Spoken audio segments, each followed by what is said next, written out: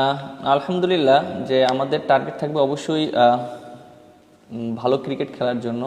কারণ এর আগে আমরা যখন এখানে খেলেছিলাম আমরা টেস্ট ক্রিকেটে অতটা ভালো করতে পারিনি, বিশেষ করে আমরা একটা জিততে পারিনি। লাস্ট 4 বছরের যদি আমরা দেখি এখানে 2টা টেস্ট ম্যাচ খেলেছিলাম।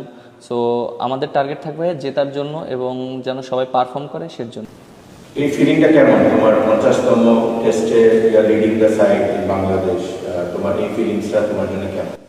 না, অবশ্যই আলহামদুলিল্লাহ খুবই ভালো লাগছে, যেহেতু 50টা টেস্ট খেলবো এবং এটা দেশের জন্য আমার জন্য অনেক ভালো একটা পাওয়া। এবং আমি মনে করি দেশের জন্য 50টা টেস্ট খেলা এটা অনেক বিরাট অ্যাচিভমেন্ট। সো আশা করি এটা আমার জন্য বড় একটা অ্যাচিভমেন্ট থাকবে এবং সেটা যদি স্মরণীয় করে রাখতে পারি এটা আরও অ্যাচিভমেন্ট থাকবে। লাস্ট ওয়ান, অ্যান্টিগায় খুব ফন্ড মেমোরিজ নাই বাংলাদেশে, বিগত তুমি প্রথম আনসারে দিয়েছো, বাট এই ব্যাপারে তোমাদের কেমন চিন্তা ভাবনা এবং টিমের অবস্থান কি কি দেখছো? আসার পর প্রিপারেশন বলো বা প্র্যাকটিস কেমন ছিল? হ্যাঁ আলহামদুলিল্লাহ, দেখেন যে এন্টিকাতে এর আগে আমরা ভালো টেস্ট ক্রিকেট খেলিনি, আমরা খুব বাজেভাবে হেরেছিলাম।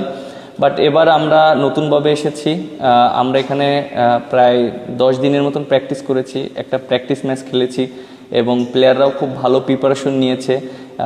আমি অনেক কনফিডেন্ট যে আমার টিম অনেক ভালো করবে এবং সবাই ভালো ক্রিকেট খেলে আমরা যেন ম্যাচটা জিততে পারি এবং ব্যাটসম্যানরা, বোলাররা এবং আমি, স্পিনাররা যারা আছে সবাই যদি টিমভাবে খেলতে পারি, আশা করি এই টেস্টে একটা ভালো একটা রেজাল্ট আসবে।